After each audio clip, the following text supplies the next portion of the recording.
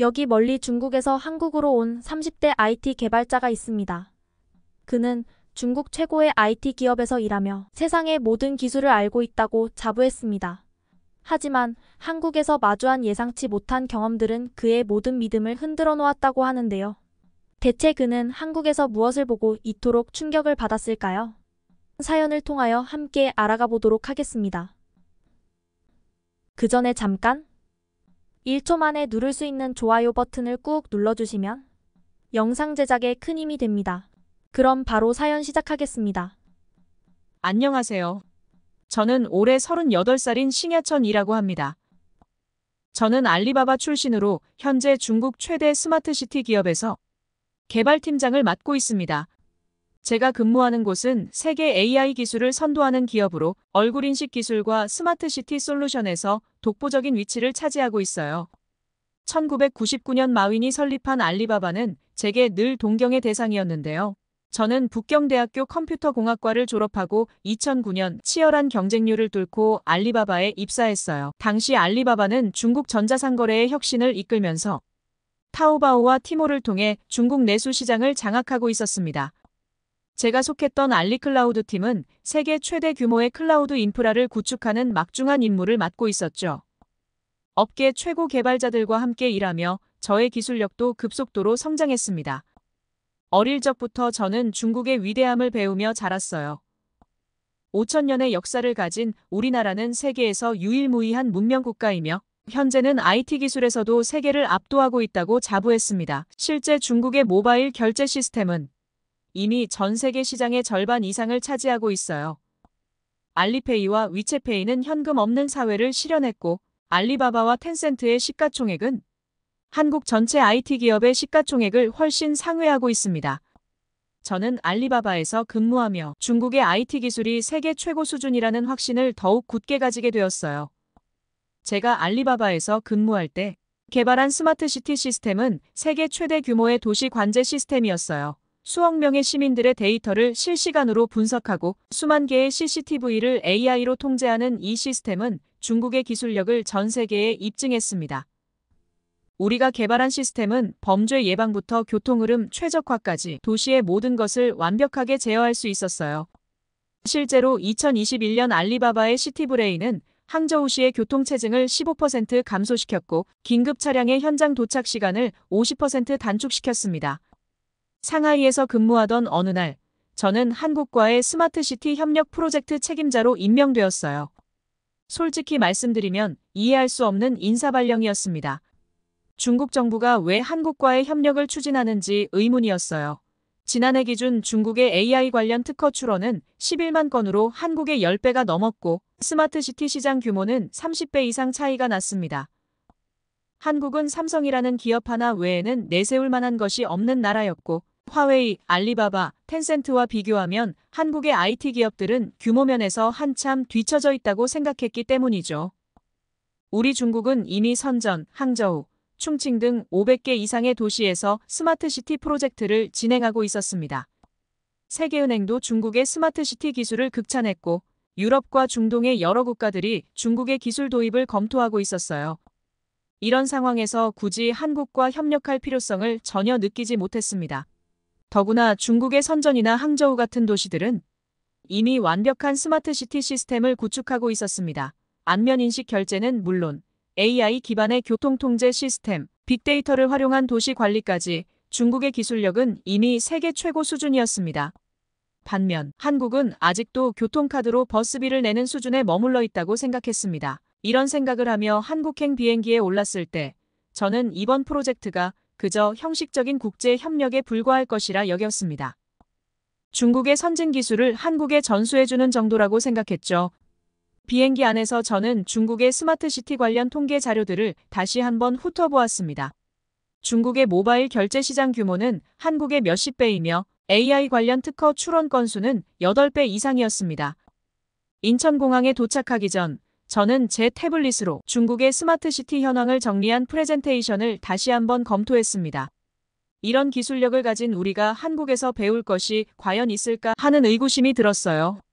저는 중국 IT 업계에서 15년간 쌓은 경험을 통해 세계 어느 나라도 중국의 기술력을 따라올 수 없다고 확신했습니다.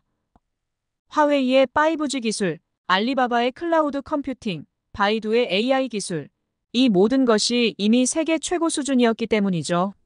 한국과의 협력은 그저 형식적인 것이며 실질적으로는 중국의 기술을 전수해주는 자리가 될 것이라 생각했어요. 이런 자신감을 안고 저는 인천공항에 착륙했습니다. 창밖으로 보이는 한국의 풍경은 중국의 거대 도시들과는 비교도 되지 않을 만큼 작고 소박해 보였죠. 이제 곧 한국의 IT 기술진들에게 중국의 앞선 기술력을 보여줄 수 있다는 생각에 저는 어떤 설렘보다는 우월감을 느끼며 비행기에서 내렸습니다. 하지만 인천공항에 첫 발을 내딛는 순간 깔끔하고 정돈된 모습이 눈에 들어왔어요. 겉으로는 중국을 잘 따라했네라고 중얼거렸지만 속으로는 예상보다 훨씬 발전된 모습에 적잖이 놀랐어요. 서울로 향하는 차 안에서 저는 중국의 스마트시티 현황을 다시 한번 살펴보았습니다. 항저우의 거대한 AI 시스템과 선전의 안면인식 시스템을 떠올리며 서울을 무시하는 마음이 컸어요. 하지만 차창 밖으로 보이는 서울의 모습에 제 마음이 흔들리기 시작했습니다. 서울 시내로 들어설수록 제가 알던 한국과는 전혀 다른 모습이 펼쳐졌기 때문이죠. 중국은 수많은 CCTV와 감시 시스템으로 시민들을 통제했지만 서울은 시민들 스스로가 질서를 만들어내고 있었습니다. 2023년 기준 중국의 스마트시티 시장 규모는 한국의 30배였지만 실제 기술의 완성도는 비교도 되지 않을 만큼 한국이 앞서 있다는 걸 느꼈어요. 속으로는 깊은 충격에 빠졌지만 저는 여전히 무심한 표정을 지으려 애썼습니다. 우리는 서울 도심을 지나면서 한국의 발전상을 목격했어요. LED 전광판이 빼곡한 건물들과 체계적인 도시 설계가 인상적이었습니다. 중국의 거대함과는 다른 세련되고 정교한 도시 시스템이 눈에 들어왔어요. 물론 중국의 기술력이 더 앞서 있다고 생각했지만 한국의 도시 인프라는 제 예상을 뛰어넘는 수준이었습니다. 서울 시내를 관통하며 본 지하철과 버스 시스템은 놀라웠어요. 복잡한 환승 체계가 완벽하게 맞물려 돌아가는 모습이 인상적이었습니다. 중국의 대도시들이 규모와 속도를 추구한다면 서울은 효율성과 정확성에 중점을 둔 것 같았어요. 이런 차이점을 발견하며 저는 한국의 기술력을 새롭게 보기 시작했습니다. 우리는 서울 스마트시티 센터에 도착했을 때 이미 실망할 준비가 되어 있었어요. 하지만 첫 번째 충격은 예상치 못한 곳에서 왔습니다. 한국의 스마트 횡단보도 시스템을 보게 된 순간이었어요. 이 시스템은 AI 카메라로 보행자를 감지해 자동으로 신호를 연장해주는 기술이었습니다. 처음에는 단순해 보이는 이 시스템에서 놀라운 점들을 발견하기 시작했어요.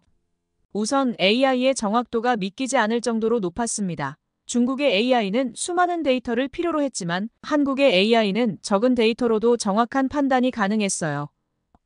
노약자와 일반 보행자를 정확하게 구분하고 보행 속도까지 계산해 최적의 신호 시간을 제공했습니다. 더욱 놀라운 것은 이 모든 과정이 개인정보 수집 없이 이루어진다는 점이었어요.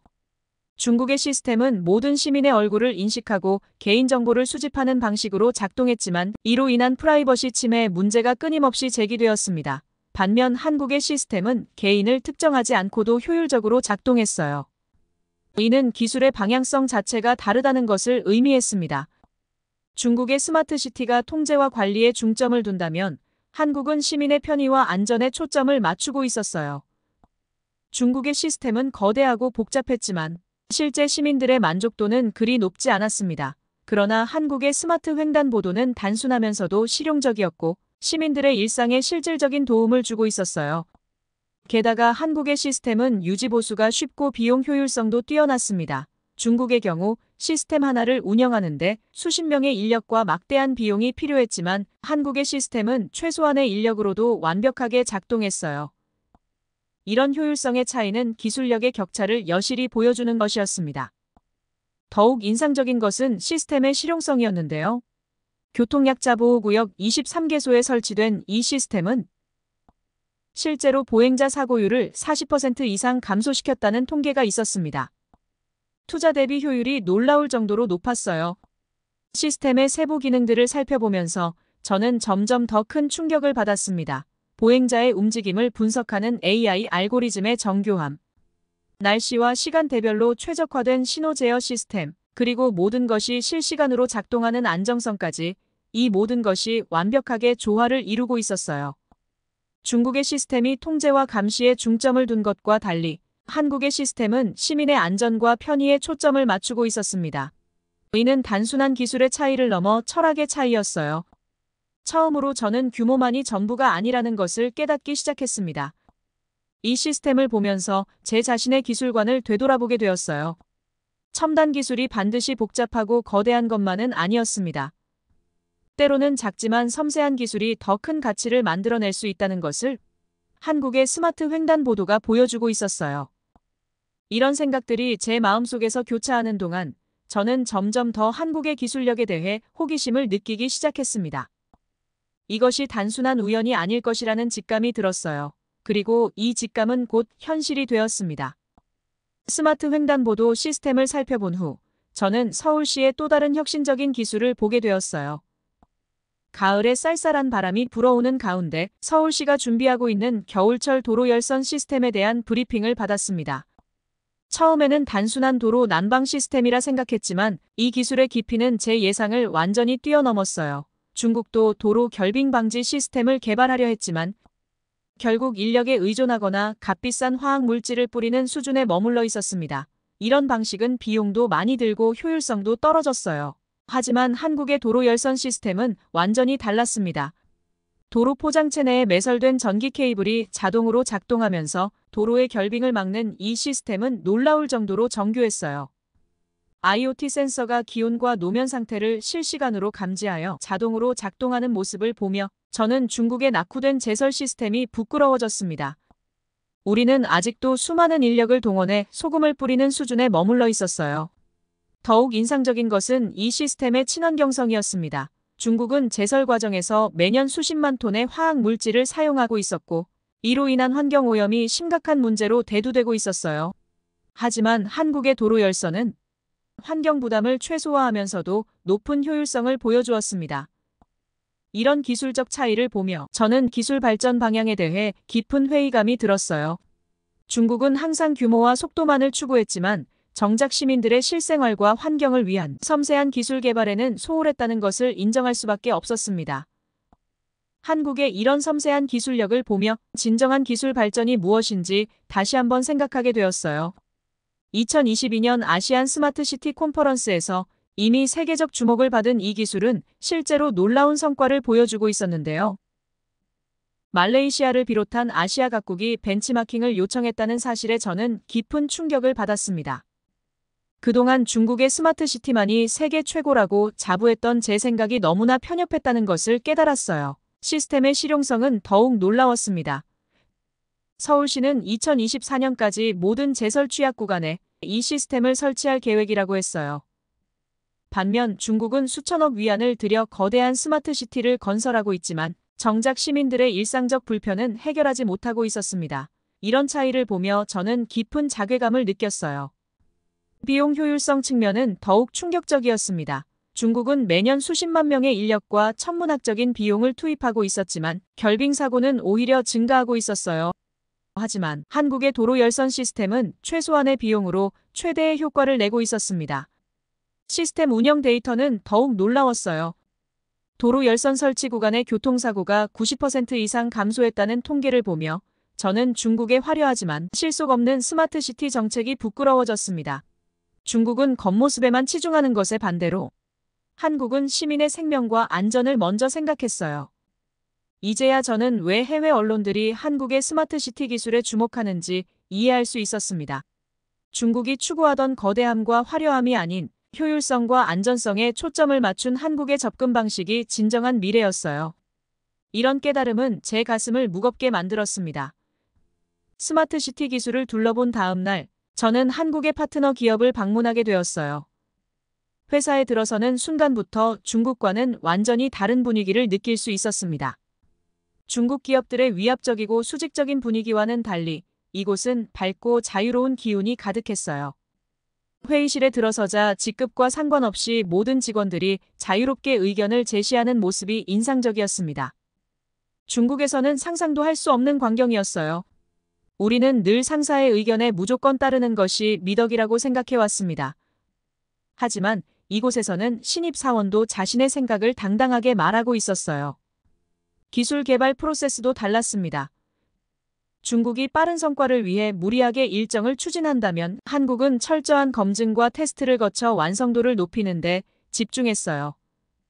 그들은 기술 하나하나의 안정성과 효용성을 꼼꼼히 따졌습니다. 개발팀의 업무 환경도 놀라웠는데요. 중국의 996 문화, 오전 9시 출근, 오후 9시 퇴근, 주 6일 근무와는 달리 이곳은 정시 퇴근이 당연시되었습니다. 오히려 그렇게 해야 더 창의적인 아이디어가 나온다고 믿고 있었어요. 회의 진행 방식도 신선했습니다. 중국에서는 고위직의 일방적인 지시로 진행되는 회의가 대부분이었지만 이곳에서는 모든 참석자가 동등한 발언권을 가지고 있었어요. 심지어 외부 참석자인 제 의견까지 진지하게 경청했습니다. 기술 개발의 방향성도 달랐는데요. 중국이 기술의 규모와 속도에만 집착한다면 한국은 사용자 경험과 편의를 최우선으로 고려했습니다. 그들은 끊임없이 이 기술이 시민들에게 어떤 도움이 될 수 있을까를 고민했어요. 사무실 곳곳에 설치된 휴식 공간도 인상적이었어요. 중국 기업들이 효율성만을 강조하며 쉼 없는 근무를 강요한다면 이곳은 직원들의 휴식과 재충전을 중요하게 여겼습니다. 이런 환경에서 더 혁신적인 아이디어가 나온다는 설명에 깊이 공감했어요. 하루 종일 한국 기업을 경험하며 저는 그동안 제가 얼마나 비루한 시각을 가지고 있었는지 깨달았습니다. 중국의 방식만이 최선이라 믿었던 제 생각이 얼마나 잘못되었는지 알게 되었어요. 진정한 혁신은 규모나 속도가 아닌 인간 중심의 철학에서 시작된다는 것을 배웠습니다. 이런 경험들은 제 내면의 변화를 가져왔어요.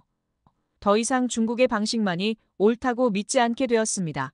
한국 기업들과의 교류가 깊어지면서 저는 한국의 IT 산업을 새로운 시각으로 보기 시작했어요. 처음에는 중국의 IT 시장 규모만을 내세우며 우월감에 젖어 있었지만 이제는 질적인 면에서 한국이 가진 강점들이 너무나 부러웠습니다.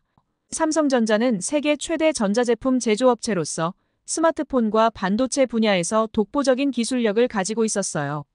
중국 기업들은 수많은 자금과 인력을 투입하고도 이 기술 격차를 좁히지 못했습니다. SK하이닉스 역시 세계 2위의 반도체 제조사로서 메모리 칩 분야에서 압도적인 기술력을 보여주고 있었어요. 네이버의 혁신성을 보며 저는 깊은 자괴감을 느꼈습니다. 중국의 바이두는 정부 통제로 인해 혁신을 이루지 못하고 정체되어 있었지만 네이버는 자유로운 환경에서 웹툰, 라인과 같은 혁신적인 서비스를 만들어내고 있었어요. 이런 창의적인 서비스들은 중국에서는 상상도 할 수 없는 것이었습니다. 우리 중국 기업들은 14억 인구라는 거대한 내수 시장에 안주하며 진정한 기술 혁신을 게을리했어요. 반면 한국 기업들은 작은 시장의 한계를 뛰어넘어 글로벌 시장에서 치열하게 경쟁하며 성장했습니다. 이런 근본적인 차이가 결국 현재의 기술 격차를 만들어냈다는 생각이 들었어요. 5G 기술에서도 한국은 우리를 완벽히 압도했습니다. 화웨이는 정부 지원에 의존했지만 한국 기업들은 순수 기술력으로 세계를 이끌고 있었어요. 더구나 세계 최초의 5G 상용화마저 한국이 이룩하면서 저는 깊은 좌절감을 느꼈습니다. 이런 경험들은 제게 큰 깨달음을 주었어요. 우리가 자부하던 인공지능, 빅데이터 분야에서조차 한국이 더 앞서 나가고 있다는 사실이 충격적이었습니다. 양국의 기술 발전 방향이 이토록 다르다는 것을 알게 되면서 이제는 시장 규모나 기업의 크기로 우쭐대던 제 모습이 부끄러워졌습니다. 진정한 기술 혁신은 인간을 위한 것이어야 한다는 한국 기업들의 철학이 옳다는 것을 인정하게 되었어요. 이런 깨달음은 제 가치관을 완전히 바꾸어 놓았습니다. 한국의 IT 기술과 기업 문화를 경험하면서 저는 인생의 중대한 전환점을 맞이했어요. 협력 프로젝트를 진행하던 한국 기업으로부터 뜻밖의 제안을 받은 것인데요. 개발팀 수석 연구원으로 함께 일하자는 제안에 처음에는 믿기지 않았어요. 중국 최고의 IT 기업 출신인 제가 오히려 한국 기업의 러브콜을 받다니. 이는 제 자존심을 완전히 바꾸어 놓은 순간이었습니다. 처음에는 망설였어요. 중국에서의 안정적인 삶을 포기하는 것이 두려웠습니다. 하지만 한국 기업의 인간 중심 기술 철학과 혁신적인 기업 문화는 제 마음을 강하게 이끌었어요. 중국은 여전히 정부 주도의 양적 성장에만 매달려 있었고 진정한 기술 혁신과는 거리가 먼 상황이었습니다. 이런 현실의 회의감을 느끼던 저에게 한국 기업의 제안은 새로운 희망이 되었어요. 우리는 귀국 후 동료들과 한국에서의 경험을 나누었습니다. 스마트 횡단보도와 도로 열선 시스템 같은 섬세한 기술들, 삼성과 SK하이닉스의 반도체 기술력, 네이버의 혁신적인 서비스에 대해 이야기했어요. 중국이 아직도 따라가지 못하는 이런 기술들에 대해 설명하면서 중국의 현주소를 다시 한번 실감했습니다. 동료들도 처음에는 반신반의했지만 점차 한국의 기술력에 대해 진지한 관심을 보이기 시작했어요. 중국의 IT 기업들이 여전히 정부 지원과 거대한 내수 시장에 의존하고 있는 동안 한국은 순수한 기술력으로 세계 시장을 선도하고 있었죠. 이런 현실적인 차이를 직접 경험하면서 저는 한국 기업에서 일하고 싶다는 열망이 더욱 커졌습니다. 한 달간의 깊은 고민 끝에 저는 아직은 한국행이 이르다는 결론을 내렸어요. 중국의 IT 산업이 양적 팽창에만 집중하는 현실이 안타까웠지만 먼저 제가 한국의 기술력을 더 깊이 이해하고 배워야겠다는 생각이 들었습니다. 먼저 한국어부터 제대로 배워야겠다는 마음가짐이 생겼어요. 이런 저의 결정을 한국 기업 측에 전하자 오히려 그들은 저의 신중한 태도를 높이 평가해 주었습니다. 준비가 되면 언제든 다시 문을 두드려 주세요라는 따뜻한 답변을 받았어요. 이런 배려 깊은 태도에서도 한국 기업의 성숙함을 느낄 수 있었습니다. 앞으로 1년간 저는 한국의 기술과 문화를 더 깊이 공부하기로 했는데요.